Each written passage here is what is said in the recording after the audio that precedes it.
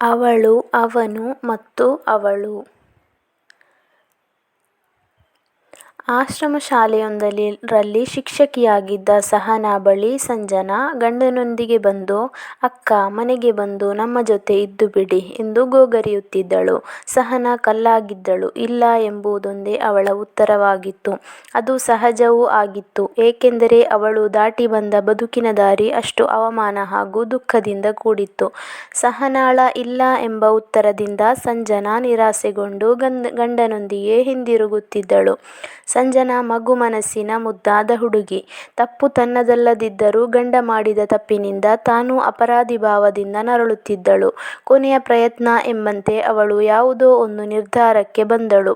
ಅಂದೊಂದು ದಿನ ಆಶ್ರಮ ಶಾಲೆಗೆ ಬಂದ ಸಂಜನಾ, ಅಕ್ಕ, ಇಂದಿನಿಂದ ಇವನ ಲಾಲನೆ ಪಾಲನೆ ನಿಮ್ಮ ಜವಾಬ್ದಾರಿ. ಬನ್ನಿ ಅಕ್ಕ, ಮನೆಗೆ ಹೋಗೋಣ.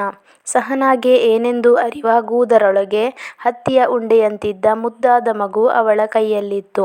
ಆಗ ಅವನು, ಹೌದು ಸಹನಾ, ಮನೆಯವರ ಒತ್ತಾಯದಿಂದ ಮಕ್ಕಳಾಗಲಿಲ್ಲವೆಂಬ ಕಾರಣ ನೀಡಿ ನಿನ್ನನ್ನು ತೊರೆದು ಇವಳನ್ನು ಮದುವೆಯಾದೆ. ಆದರೆ ದೋಷ ನನ್ನಲ್ಲಿರುವುದರಿಂದ ಮಕ್ಕಳಾಗುವುದಿಲ್ಲವೆಂದು ನಂತರ ಗೊತ್ತಾಯಿತು.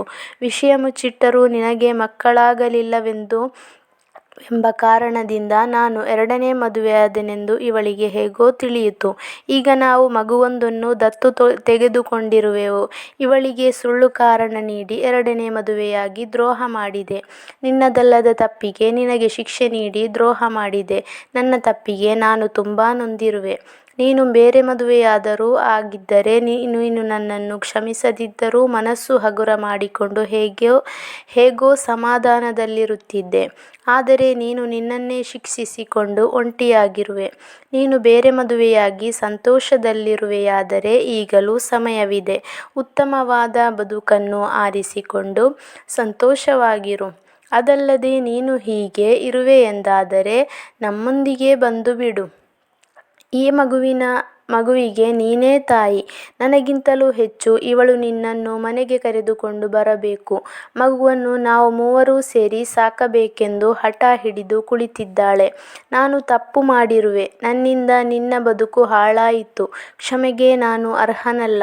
ಆದರೂ ನನ್ನನ್ನು ಕ್ಷಮಿಸಿ ನಮ್ಮೊಂದಿಗೆ ಬರುವೆಯಾ ಸಹನಾ? ಮಗುವಿಗಾಗಿ, ಸಂಜನಾಳಿಗೆ ನಿನ್ನ ಮೇಲಿರುವ ಪ್ರೀತಿಗಾಗಿ ಅವನು ದೈನ್ಯದಿಂದ ಕೇಳಿದನು. ಸಹನಾ ಕಣ್ಣಲ್ಲಿ ನೀರಾಡಿತು. ಅಲ್ಲೇ ನಿಂತಿದ್ದ ಸಂಜನಾ ಮತ್ತೆ ಅಕ್ಕಾ ಎಂದಳು. ನೋಟದಲ್ಲಿ ಬೇಡಿಕೆಯಿತ್ತು. ಗಂಡನನ್ನು ಅಷ್ಟು ಸುಲಭವಾಗಿ ಕ್ಷಮಿಸಲು ಅವಳಿಂದ ಸಾಧ್ಯವಿರಲಿಲ್ಲ.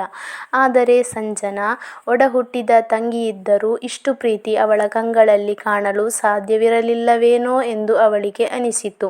ಹಲವು ದಿನಗಳಿಂದ ಆಗಾಗ ಬರುತ್ತಿದ್ದ ಸಂಜನಾ ಒಂದೆರಡು ದಿನ ಬಾರದೇ ಹೋದರೆ ನೆನಪಾಗಿ ಕಾಡುತ್ತಿದ್ದಳು. ಚಿಕ್ಕಂದಿನಿಂದಲೇ ತಂದೆ ತಾಯಿಯನ್ನು ಕಳೆದುಕೊಂಡು ಬಂಧುಗಳ ಮನೆಯಲ್ಲಿ ಬೆಳೆದಿದ್ದ ಸಹನಾಗೆ ಕರುಣೆ, ಅನುಕಂಪಗಳು ಸಿಕ್ಕಿದ್ದವೇ ಹೊರತು ಪ್ರೀತಿ, ಮಮತೆ, ಸ್ನೇಹ ಸಿಕ್ಕಿರಲಿಲ್ಲ. ಇವಳು ಅನುಕಂಪ, ಕರುಣೆ ತೋರಿಸುತ್ತಿರಬಹುದೆಂದು ಮೊದಮೊದಲು ಅಂದುಕೊಂಡರೂ ನಂತರ ತನ್ನ ಮೇಲಿರುವ ಅವಳ ತುಡಿತ ಕಂಡು ಮನಸ್ಸು ಅದನ್ನು ತಳ್ಳಿಹಾಕಿತ್ತು. ಯಾಕೋ ಸಂಜನಾ ಮನಸ್ಸಿಗೆ ತುಂಬ ಹತ್ತಿರವಾಗಿ ಬಿಟ್ಟಿದ್ದಳು. ಕಣ್ಣು ತುಂಬಿಕೊಂಡೇ ಸಂಜನಾಳ ಕೆನ್ನೆಯನ್ನು ಮೃದುವಾಗಿ ಸವರಿದಳು. ಸಂಜನಾಳ ಕಂಗಳು ತುಂಬಿದವು. ಕಣ್ಣೀರನ್ನು ಒರೆಸಿಕೊಳ್ಳುತ್ತಾ ಸಂಜನಾ ಸಹನಾನ ಗಟ್ಟಿಯಾಗಿ ತಬ್ಬಿ ಹಿಡಿದು ಅಕ್ಕ ಎಂದಳು. ಸಹನಾ ಸಂಜನಾಳ ಬೆನ್ನನ್ನು ಮೃದುವಾಗಿ ಸವರಿದಳು. ಸಹನಾ ತನ್ನ ಕೈಯಲ್ಲಿದ್ದ ಮಗುವಿನೆಡೆಗೆ ನೋಡಿದಳು. ಮುದ್ದು ತುಟಿಯ ಬಟ್ಟಲು ಕಂಗಳ ಪುಟ್ಟ ಕಂದ. ತನ್ನ ಒಂದು ಮುಷ್ಟಿಯಲ್ಲಿ ಸಹನಾ ತಾಳಿಯನ್ನು ಬಿಗಿಯಾಗಿ ಹಿಡಿದಿದ್ದರೆ ಇನ್ನೊಂದು ಕೈಯಲ್ಲಿ ಸಂಜನಾಳ ತಾಳಿಯನ್ನು ಹಿಡಿದು ಅವರೆಡೆಗೆ ನಗು ಬೀರುತ್ತಿದ್ದ ಮಗುವಿನ ಕೆನ್ನೆಗೆ ಮೆಲ್ಲನೆ ಮುತ್ತಿಕ್ಕಿದಳು. ಮಗುವನ್ನು ಎದೆಗವಚಿಕೊಂಡು ಸಹನಾ ಅವರನ್ನು ಹಿಂಬಾಲಿಸಿದಳು.